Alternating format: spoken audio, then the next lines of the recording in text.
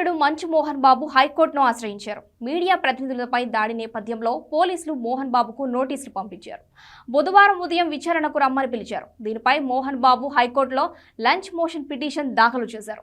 తనకు ప్రాణహాని ఉందని, భద్రత కల్పించాలని కోరినా పోలీసులు స్పందించలేదని ఆరోపించారు. తనకు భద్రత ఏర్పాటు చేయాలని, తన నివాసం వద్ద పోలీస్ పికెట్ ఏర్పాటు చేయాలని కోర్టుకు విజ్ఞప్తి చేశారు. మోహన్ బాబు తరపున లాయర్లు నగేష్ రెడ్డి, మురళీ మనోహర్ హైకోర్టులో ఈ పిటిషన్ దాఖలు చేశారు. జల్పల్లిలోని మంచు ఫ్యామిలీ ఫామ్ హౌస్ వద్ద మోహన్ బాబు మీడియా ప్రతినిధులపై దాడి చేసిన వీడియో సోషల్ మీడియాలో వైరల్గా మారింది. దీనిపై మండిపడ్డ జర్నలిస్టు సంఘాలు మోహన్ బాబుపై పోలీసులకు ఫిర్యాదు చేశారు.